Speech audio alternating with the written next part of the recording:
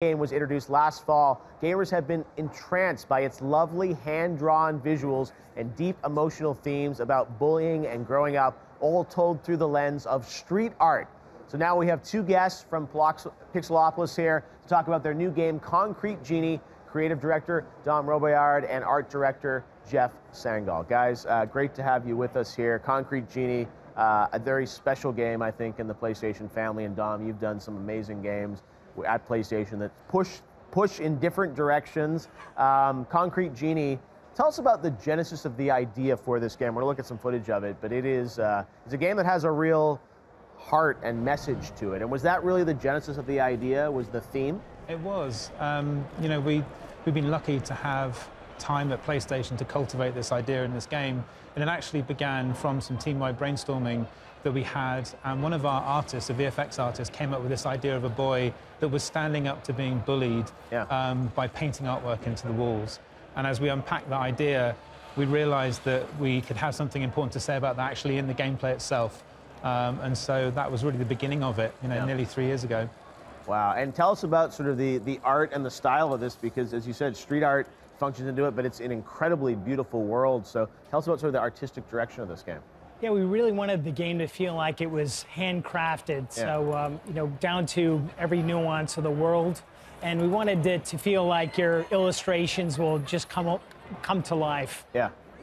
Wow. Well, you can definitely tell that. Now, tell us about the interface, because when we first saw it, it's very interesting about how you can sort of, you know, impact the world and express yourself in the world. So how do you do that in the game? What's the gameplay? So we wanted to make sure that it was as intuitive and as accessible as possible, and a big part of our player fantasy is making sure that everybody feels that they could be an artist. Yeah. And so we use the motion controller to just guide your cursor around, and everything that you do and every mark that you make in the world kind of blossoms and comes to life. Yeah. And it's almost like we've imagined that being an artist is a superpower, and if we could give that to everybody to try and be and have as much fun with it as they possibly could, that was one of our main goals.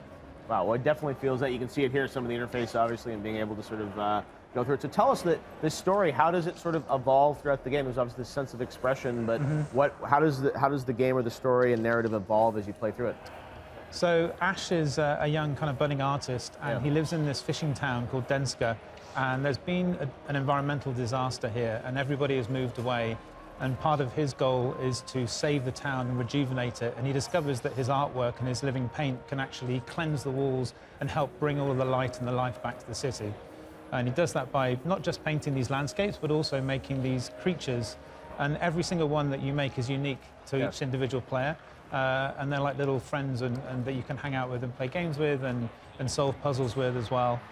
Wow. And obviously a lot of these creatures, I assume there's quite a cast of characters that you're going to meet. Yeah, and we wanted to make sure that the relationships that you have with these creatures are kind of underwritten by the gameplay so that you care about them on a gameplay level. And so it's important that each player makes their own cast of people that they play around with, and that was another big aim of ours in the game.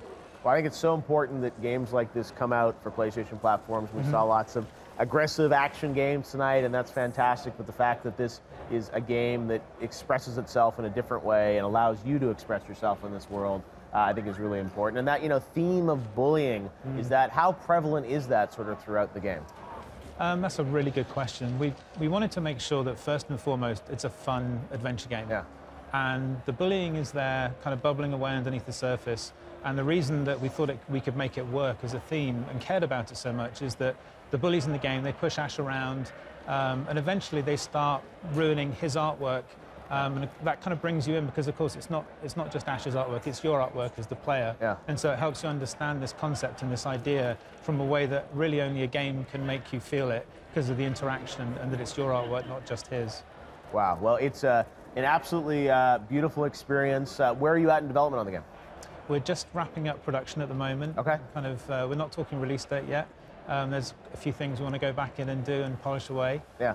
But we do have a playable demo here at E3 as well, behind closed doors, so it's going to be fun watching people play the game for the first time as well. Well, again, you guys are a studio at PlayStation that is always pushing in different directions. I think it's really important to have these types of games in the overall portfolio for PlayStation. So congratulations on adding something new and different to the video game industry. We can't wait to play Concrete Genie. So thanks very much, guys. Really appreciate it.